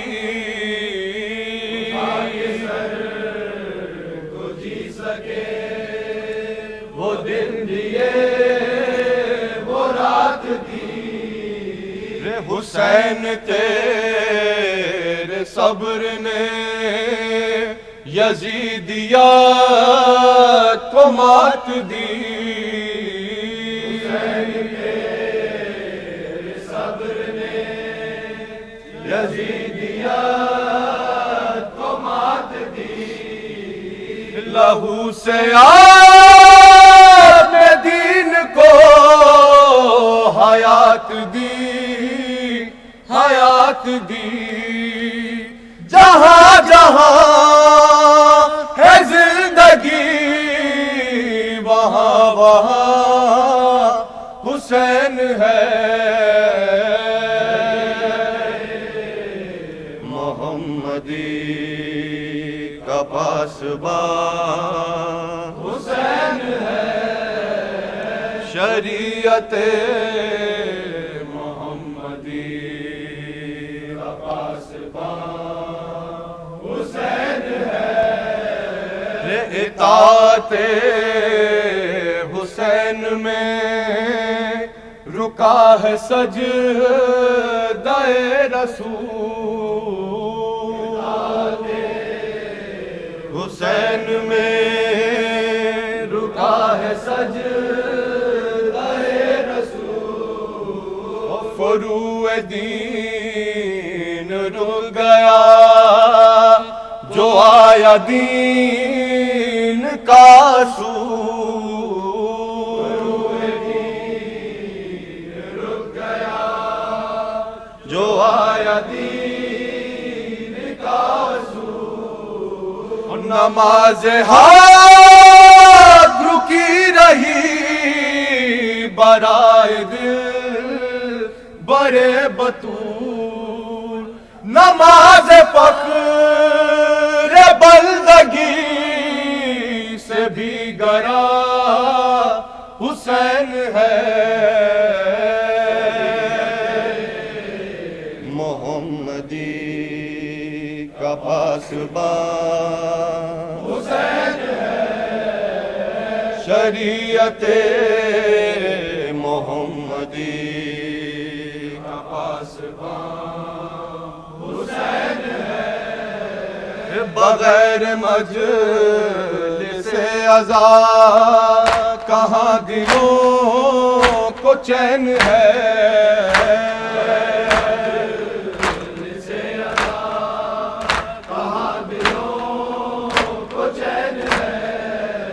بغیر مجلس عزا کہاں دلوں کو چین ہے،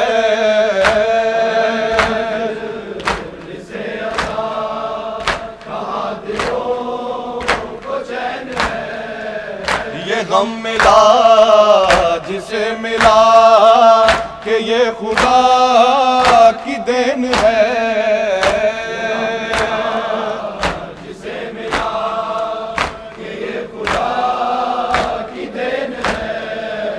ہمارے لاپ پہ ہر گھڑی حسین ہی حسین ہے، دلوں کی موج درد میں رواں دواں حسین ہے، محمدی کا پاسبان حسین ہے، شریعت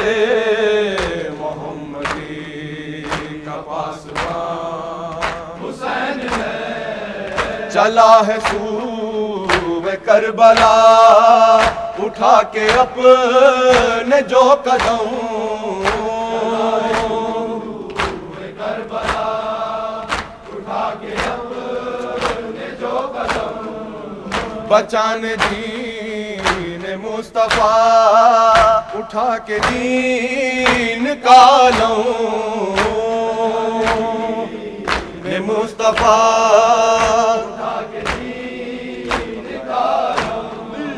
برائے حق کے واسطے اٹھانے دل پہ ہر ستم، بسانے داشت نینوا کو اب رواں حسین ہے،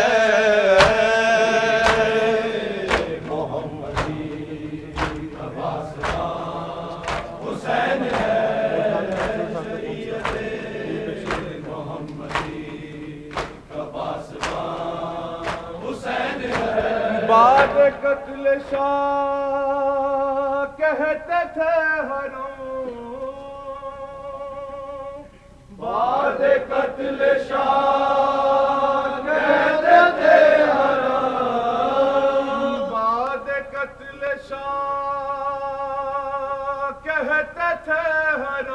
حرام، بعد قتل شاہ کہتے تھے کہتے تھے حرام، بعد قتل شاہ کہتے تھے حرام، بعد قتل شاہ کہتے تھے حرام،